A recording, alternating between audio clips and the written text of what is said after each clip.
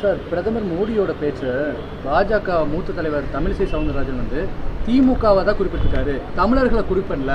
திமுகவை சொன்னால் தமிழர்களே குறிப்பிட்ட மாதிரியான போர்ட்ரேட் வந்து திமுக பண்ணுறாங்கன்னு சொல்லியிருக்காங்க.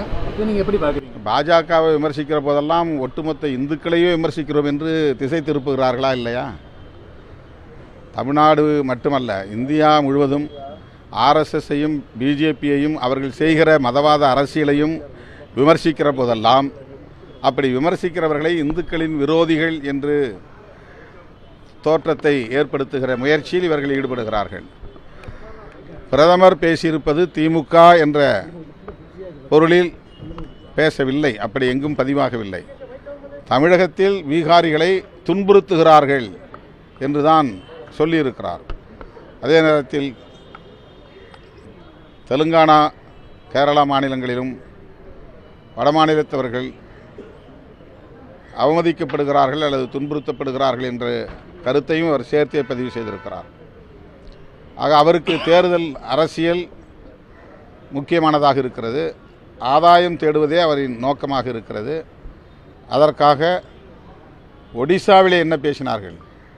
ஒடிசாவிலே போய் ஒடிசா மாநிலத்தை ஒரு தமிழன் ஆட்சி செய்ய நீங்கள் அனுமதிப்பீர்களா என்று கேட்டார்கள்.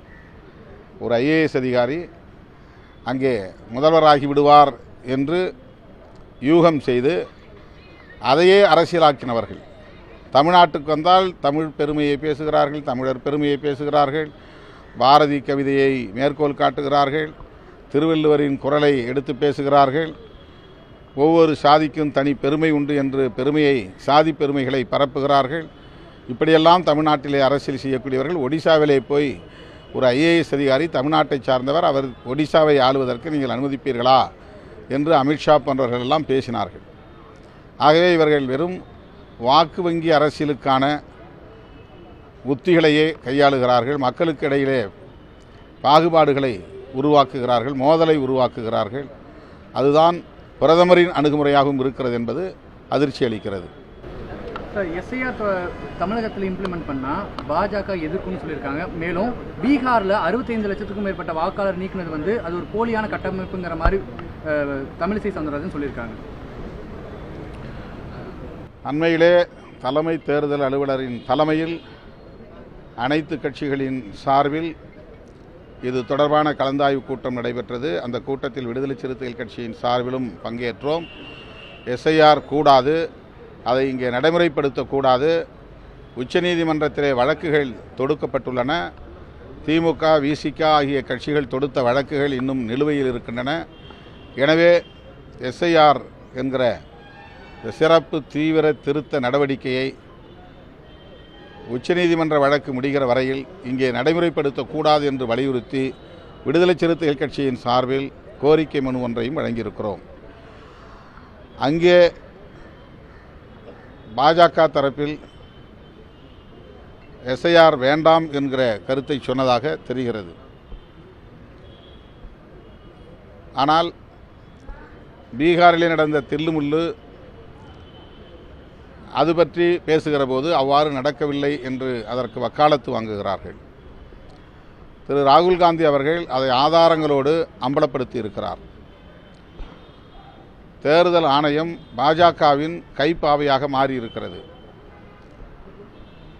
பாஜகவுக்கு எதிராக வாக்களிக்கக்கூடியவர்களை எல்லாம் வாக்காளர் பட்டியலிலிருந்து நீக்குவதற்கான ஒரு உத்தியாகத்தான் இந்த நடவடிக்கையை அவர்கள் பயன்படுத்துகிறார்கள். இது தமிழ்நாட்டுக்கு மட்டுமல்ல, ஒட்டுமொத்த தேசத்திற்கே ஆபத்தானது.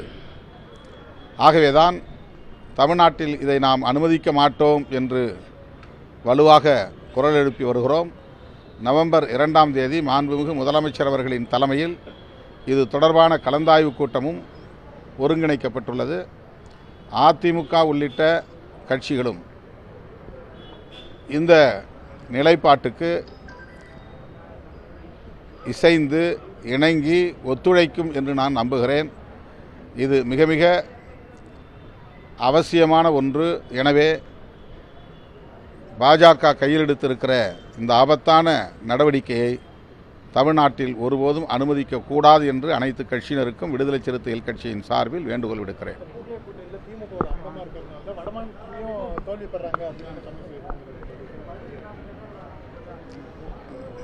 திமுக தான் இந்தியா கூட்டணியை உருவாக்கியதில் முக்கியமான பங்கு வகிக்கிறது. திமுக இந்தியா கூட்டணியில் இருப்பதனால் அந்த கூட்டணிக்கு பலமே தவிர பலவீனம் இல்லை. தமிழ்நாட்டுடைய முக்கியமான திட்டமான காலை உணவு திட்டத்தை வந்து பீகாருடைய தேர்தல் வாக்குறுதியாக வந்து கொடுத்துருக்காங்க என்டிஏ சார்பில் அங்கே வாழ்க்கணும். அதை நீங்கள் எப்படி பார்க்குறீங்க? திமுக அரசே அல்லது திராவிட மாடல், டிராவிடியன் மாடல் என்பதை பிஜேபியும் பின்பற்றுகிறது என்பதற்கு இது ஒரு சான்று.